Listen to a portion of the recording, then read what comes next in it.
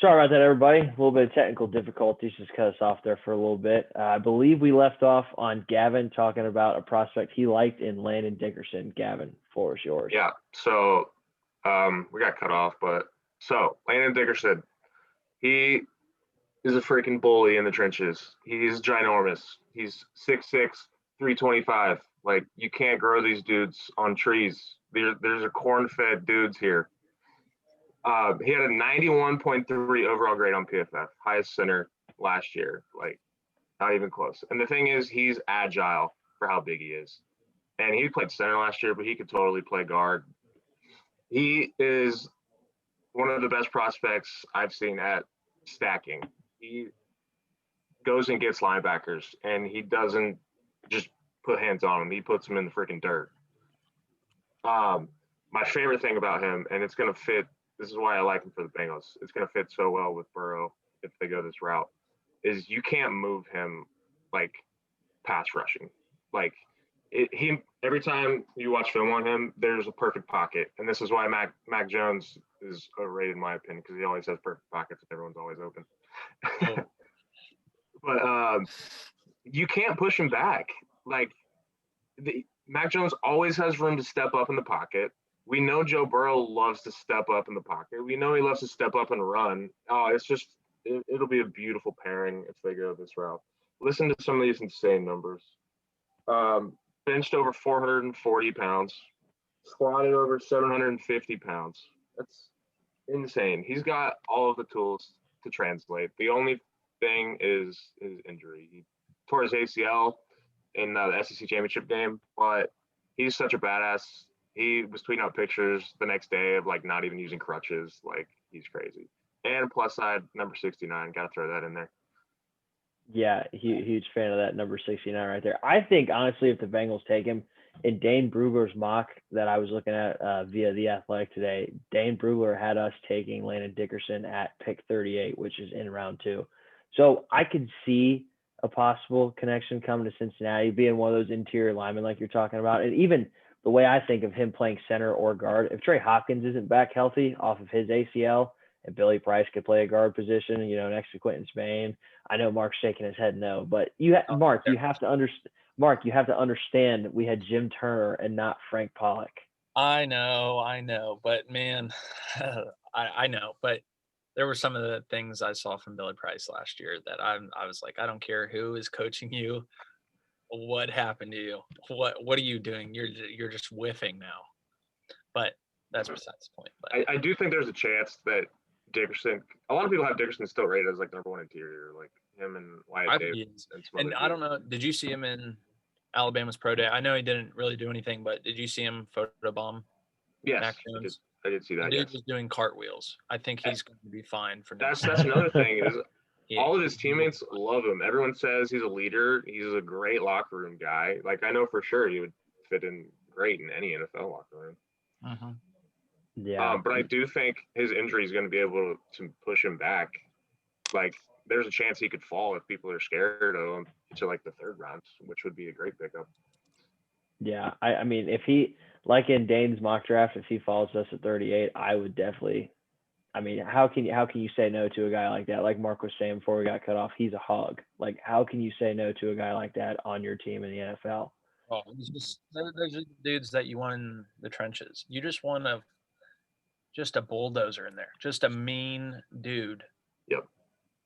Yeah, absolutely. Could not agree more with that. So, Gavin, to close it out for your prospects, give me one more guy that's really high on your board that you would love to see just on any NFL team. Who you think is going to be a dude in the NFL? Yeah, my favorite wide receiving prospect that's in the day 2-ish range, probably going to go in the first round, is Elijah Moore from Ole Miss.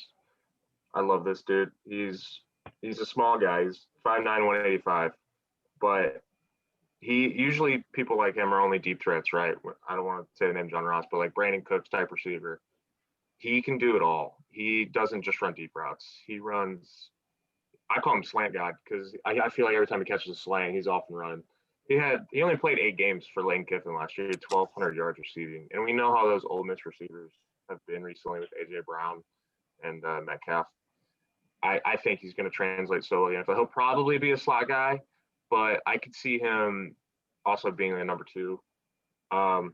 He's so quick, man. You can't guard him. He ran a 4.35 40 in a 6.66 3 cone, which is 95th percentile. His lateral movements are off the charts. So I was telling Tony about this earlier. The Devontae Adams plays where they do like the zag motion in the backfield and they just throw it to him on the goal line on the whip routes. That dude does like at least 3 of those a game, and he's a yak monster. He's definitely one of my favorite guys. Definitely going to snag him in fantasy way too early. Hey. I would say a perfect comp for him is Tyler Lockett because, yeah, he's a small body, but Tyler Lockett runs a whole complete route tree, and he's Russell Wilson's go-to guy. Yeah, no, for sure. I mean, if he were to come to the Bengals, like you said, I don't know, like with Boyd, if he would move out to the outside or if he would play slot, but he could definitely be a weapon for use of the Bengals. Right now in Dane's mock draft, he has him not even leaving the first round. He looks like pick 25 to the Jaguars, probably joining Trevor Lawrence and Urban Meyer and all that. So it seems like throughout the process, he's gaining more hype. So that makes sense. Yeah, I think he's gonna be a pretty good guy to watch in the NFL. Maybe in a Bengals uniform, maybe not, but still be a fun guy to watch on Sundays. So moving on to Mark here. I know Mark, you're a big prospect guy. You love watching film just like Gavin, and you're just all about it with him. So give me one or two of your big guys that you really like in this draft. Well, my first favorite position, but at safety, Trevon Marrig. I think that's how you pronounce his last name, from TCU, safety. I think he's by far the best safety in the class. And I know safety's not a position where you try to draft them high. I think he's going to go somewhere in the late 20s or in the 20s or early second round. I don't see him dropping past day 2, not at all. He's got pretty good size. He's around 6'1", just over 200 pounds. But I mean, his instincts for the ball are just they're really good, and he can come down and just be a downhill tackler when need be. But I mean, his comparison, honestly, to me, he's kind of like Jesse Bates, and Jesse Bates had a phenomenal year, best safety year in the NFL this year by far. But I think just his instinct to know where the ball is. Basically, when I describe Jesse Bates, like you watch a pass and out of nowhere, Jesse Bates comes and clobbers this dude, or just comes literally out of nowhere. And he's not even on the screen for 3/4 of the play, but he's on the screen for the play or the part of the play that matters. It's kind of like how Trevon is. I think he's one of the best. I think he's, besides the 2 top corners, Surtain and Caleb Farley, I think he's probably third best defensive back in this draft. I mean, maybe better, but I mean, again, there's more value at the corner position than safety. But that's one of my dudes that I like. So I think is he like a traditional safety, or can he play like nickel too? I mean, he's more traditional. I mean, I guess you could throw him in a little nickel. TCU, I mean, he played corner. He was recruited as a corner, and then they kind of just saw his ball hawk ability and they moved him to safety, and he just flourished in it. So, I mean, he really can do anything, but yeah, that's one of my dudes. I don't know, Gavin, if you have another, or I do have more. You can do another one. I already did too. Yeah, go ahead, do another. I got another one, another hog, but on the other side of the ball. Marvin Wilson. This guy's probably going to go, I'd say probably late day 2, maybe early day 3, but he is just a massive human being. I don't know if you guys remember Derek Brown last year, top 10 pick by the Panthers. He's kind of like that. He's just not – the reason he's just not as high as Derek Brown, his feet just aren't as quick. But, I mean, he's about 6'5", over 300 pounds. He's just a run-stuffing machine. You cannot move this dude. He can just go sideline to sideline pretty well. I think he's dropping in the draft because before college football season started last year, I mean, this dude was projected a top 20 pick in all the early mock drafts. He's fallen out of that a bit. Didn't have an impressive 2020 season, but I don't know how much he played with COVID or anything. His stats look like he missed some time, but I just think he's going to translate well to the NFL. He's a big dude, run stuffing machine. He's a guy who can get pressure on the quarterback. I don't think he's going to be the dude to get your sacks. Obviously, he's a big D tackle, but Right. I think he's just going to wreak havoc in the run game. I don't think you can run towards him.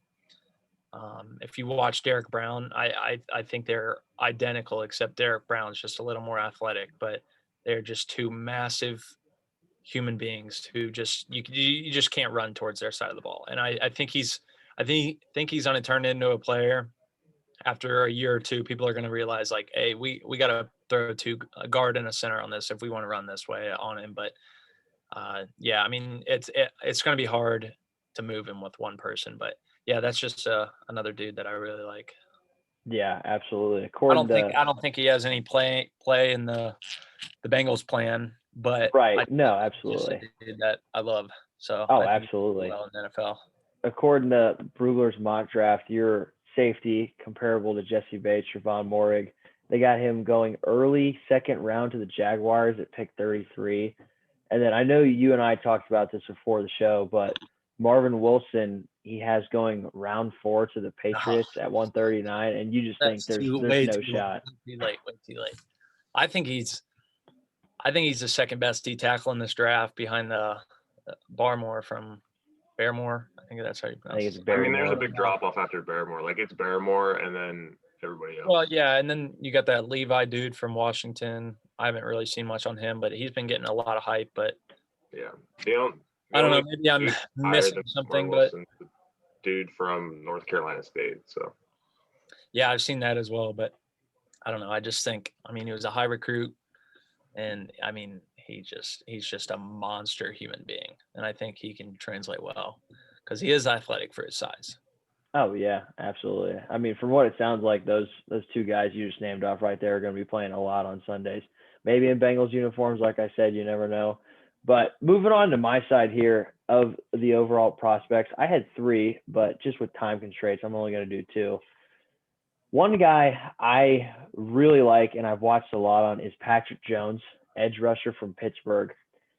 6'5", 250. What I really see on tape from him is he's a really physical edge rusher. Okay, he's not fast. He ran, I think, a 5.04 40. He's not fast, but what I like about him, he's physical. He reads the run really well. He's got a really good move. And the thing I like about him the most is his motor. All right, he plays to a whistle no matter where the ball is. He's moving all over the place. And his initial first step off the edge, like you both know, having a good first step as an edge rusher, no matter if you're fast or not, that's one of the keys to being an elite edge rusher. He's definitely got some things to mature on. He's still got to develop a little bit, but I could definitely see the Bengals taking him maybe round 3-ish, round 4-ish. A lot of people say he's up there in round 1, round 2, but a lot of mock simulators that I've ran, a lot of mock drafts have him going in the late round 3, early round 4. I don't know what you guys have seen on Patrick Jones or if you guys have. He was a dude like when I know the way too early mock drafts whenever those come out, but I mean he was a dude that was up there in round 1, round 2. I think he's probably going to be a round 3, round 4. I could definitely my money would probably be round 3, but I mean he was up there in round 1, like a few games into the college football season. I thought he was getting the most attention out of any edge rusher, honestly. I don't know anybody who was getting more attention than him. Him and that Greg Rousseau or whatever, that guy from Miami. From Miami, yep. Yeah. It was those two at the top at the beginning of the season. I don't know what the downfall on Patrick Jones was, but yeah. Yeah, and then a lot of people had, I'm going to pronounce his name wrong, Carlos Basham from Wake Forest.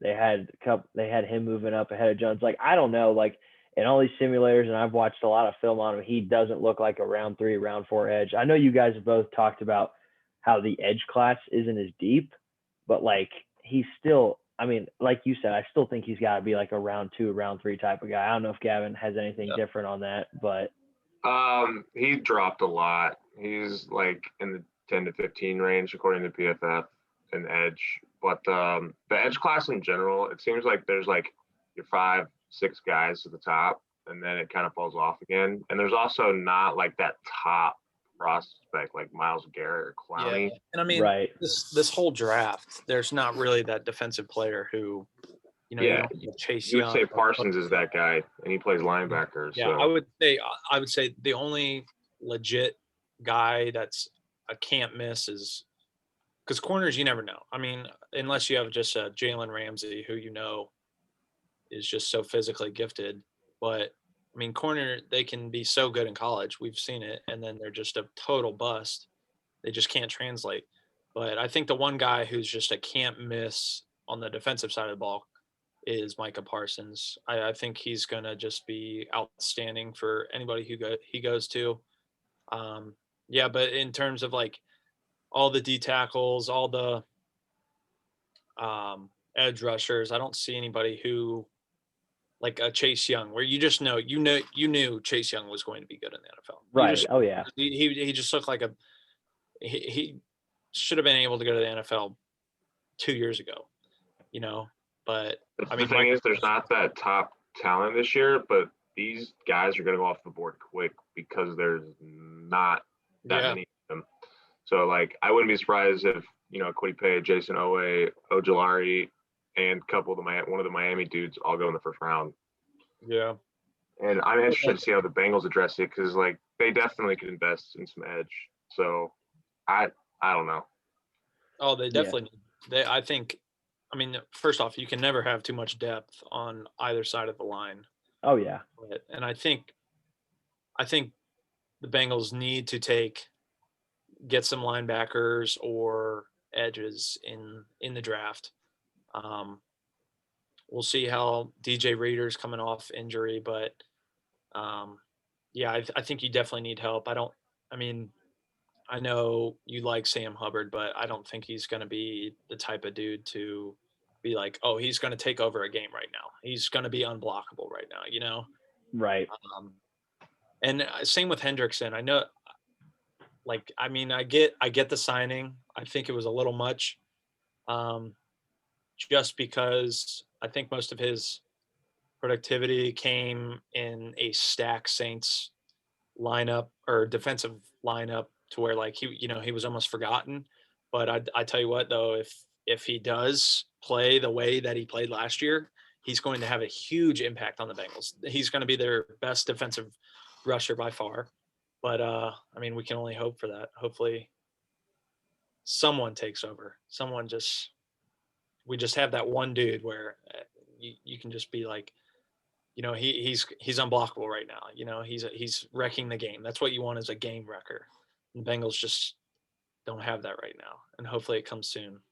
Yeah, I would definitely hope so too. But like with Patrick Jones, I wouldn't even like see him as like a plug and play right away. He's more of that rotational guy like you're talking about, because Hubbard's not that game changer right now. He just needs a guy to really have a tutelage under and really get his development going in the NFL. I mean, we drafted Khalid Kareem out of Notre Dame last year, but in the games that I watched him last year, he wasn't anything special. So, I mean, we're going to have to bring in another guy who's in the development phase. And if we can develop him into a solid edge rusher, then I'll take the round 3, round 4 get from him, depending on what we do at 5 and 38.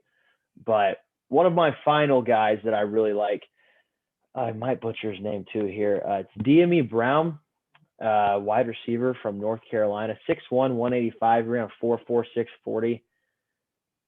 I like him because of speed. He's that vertical threat that the Bengals have been missing. I know we talked about Kyle Pitts earlier. He can be that guy, but if we have to take Lyman in the first 2 and DME's there at 3, I mean, he's a vertical threat. He gets good separation off his vertical routes.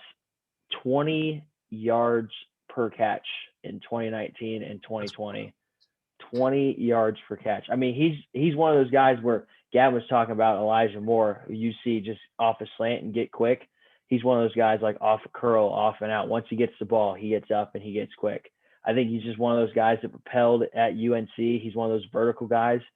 The one thing with him is I've heard he had a simple route tree at North Carolina, so he's going to have to develop a deeper route tree. Obviously, the NFL, you've got a ton more routes to work with. But I think he's a round 3 get.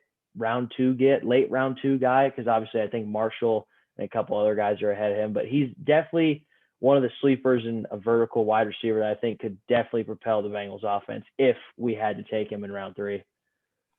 I think that's a good call. I think that'd be a decent fit for the Bengals because it seems like they got Higgins as their guy and they got Boyd as the slot. So I think what they're missing might be a vertical stretch guy.